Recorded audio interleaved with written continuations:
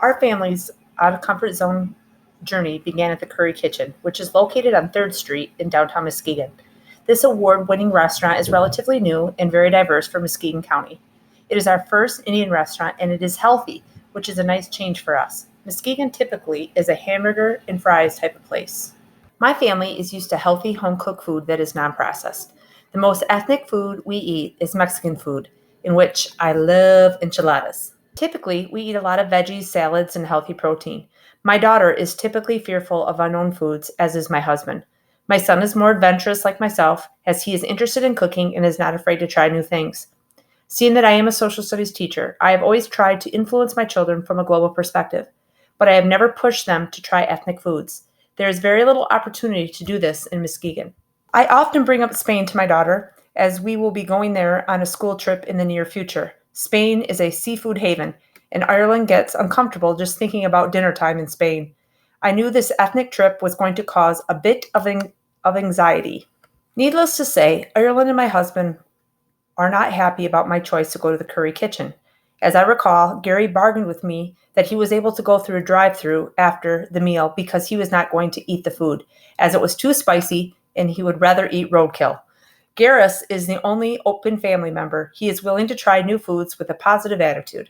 My knowledge of India is quite deep, as I have taught the religion of Hinduism for years. I am familiar with the mystical beliefs, centuries-old customs, and their belief in reincarnation. Hinduism is a polytheistic faith which includes over millions of gods and goddesses which are depicted through Indian culture. Most often, a practicing Hindu will select god or goddesses based upon their personality qualities or mystic powers. Upon arrival at the restaurant, outside was a beautiful portrait of an Indian woman, dressed elegantly in jewels, signifying entrance into an unknown world. The amount of jewelry worn would be considered obnoxious or too gaudy by an American standard, but pressing my children to change their perspective into an Indian viewpoint only brought curiosity and wonder. Typically, women wear jewelry to enhance the feminism factor, as wearing jewelry created with precious metals like gold, silver, and diamonds traditionally symbolizes power, good status, and immense wealth of the owner. Upon entering, I felt an instant sense of calmness and peace. There were only a few tables taken, as it was very quiet, with couples and friends and family having their own private conversations. As I looked around, I instantly saw religious relics of the religion of Hinduism. Numerous gods and goddesses on the wall, as I knew a few of the common ones, such as Saraswati, Lakshmi, and Shiva. I wondered what these other gods and goddesses represented. Wealth, honesty, only one can guess. On the wall to the right of our table, we saw a portrait of an Indian man that wore a turban and jewels. It was an absolutely beautiful image, as the use of purple and dark colors only added to the mystic and wonder of the culture. My son was engaged as this type of dress was not considered manly in his eyes, and I watched him process through this detail, trying to make sense of the picture. An Indian man with a calm, quiet demeanor welcomed us and served us water. He left a menu for naan pizza on the table, and I was slightly confused, as I then began to wonder if this restaurant only serves Indian pizza. I also thought to myself, was this a stereotypical move on the owner's behalf? Did he assume that my family wanted to order pizza because we had young teenage children, or was it our body language of being a newbie to this restaurant? I did ask him if there was only pizza, and he shared that there is a full menu. Before the full menu came, I was a little nervous about the spice and the heat of the food as we were about to order. My family doesn't like spicy, and I know that Indian food is known for its spices. My children at this point were nervous that they would not like the food. They thought about ordering a naan pizza, which takes 40 minutes to cook. We quickly realized that we did not want to wait 40 minutes, so we decided to order off the full menu, to my secret delight. At this point, a kind and helpful waitress brought us a type of Indian bread called puri and two dips. One was a mint dip and the other was tandoor sauce, which was sweet and made with prunes, I thought. I loved the new exotic flavors as they were strong and filled with flavor. I am a foodie at heart, always searching for flavorful quality food. My husband is hesitant to try the dips, but ended up liking the mint dip, and the tandoor was just too foreign for his liking. My son and daughter both tried the bread, but both were afraid to try the dips, to my frustration. We discussed what we would order, as I wanted us all to get something different to share. I had heard that butter chicken was wonderful, and this caught my husband's eye. We were still all concerned about the spice level, but we found out that there was a scale of mild, medium hot, hot, and extra hot. We all opted for mild, and this was a good choice. My daughter decided to order garlic chicken, as I think she connected this to the garlic boneless wings she gets at B Dubs. My son decided to copy his father and ordered butter chicken as well. I was adventurous and ordered chicken madras. I did notice a calmness about the restaurant as we waited for a while to place our order, as it was not the typical American rush hour dinner. I found this relaxing and decided to wander a bit to look at the artifacts of the culture located within the dining area. I did notice a picture of the Taj Mahal, as I have prior knowledge of this famous landmark. I explained to my family how an emperor built the mosque for his dead wife, who had died in childbirth. I also shared that I would love to see this architectural wonder in person. I also noticed an Indian man and woman in a mystical picture, where I was unable to infer the symbolism within the picture. I wonder if there was some sort of religious innuendo, as the image looked as though reincarnation was happening. As we continued to wait, I wandered to the bathroom where I observed the images and cultural relics on the wall. I noticed images of Gandhi and women dressed in traditional Indian clothing with a red dot on their forehead showing their purity. I did take note of the differences in the women's features, questioning if Indians themselves can tell which tribe or ethnic group they are from based on facial characteristics. As Americans, we often struggle with identifying the vast ethnic groups within Asia. I wondered if this was the same for India. Our meal was finally served and it looked and smelled amazing. The rice was of a different shape and texture, but it was fluffy and melted in your mouth. As each dish came out, we all tried each other's meals.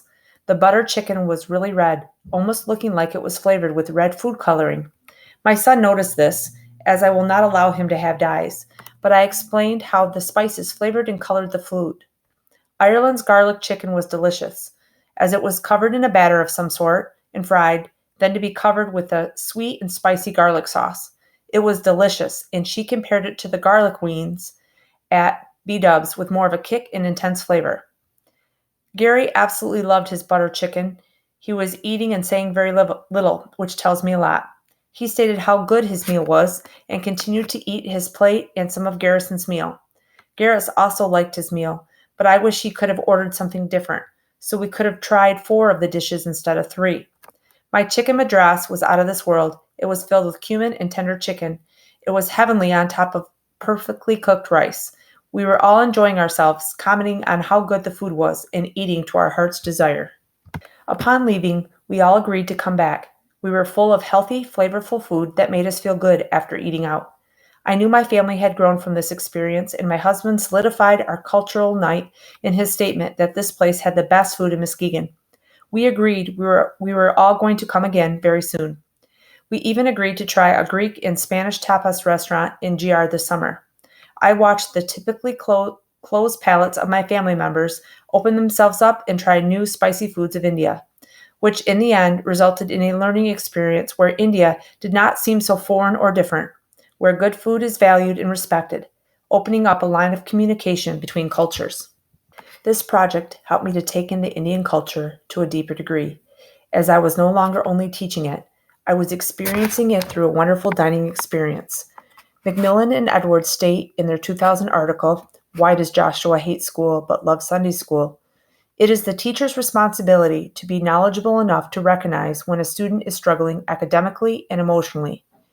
Whereas Kasdan in 1998 states, teachers, like physicians and social workers, are in the business of helping others, but the prerequisite to helping is to take in and understand.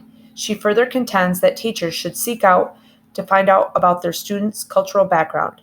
I was able to take in and understand the Indian culture to a deeper level due to this experience, which allowed me to deepen my background understanding of the culture. I was also able to connect the religious significance that Hinduism can play in practicing Hindus' lives.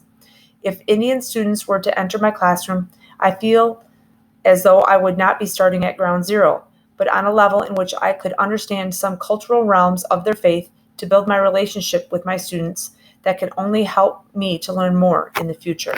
In addition, this experience helped me to gather a deeper insight to the Indian culture, where I could capitalize on family funds of knowledge.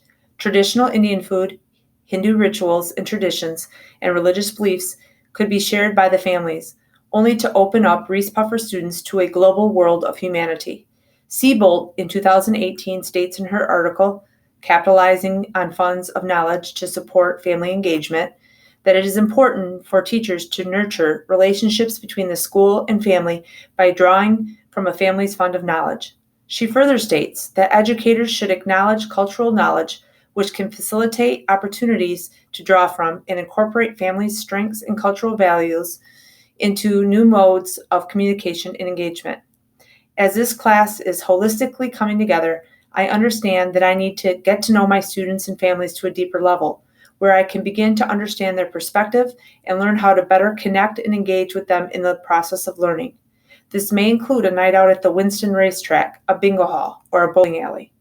It is my responsibility as the professional to develop and nurture relationships, and being culturally sensitive is essential to teaching within the 21st century, where diversity, immigration, and universal human rights are knocking at our front doors.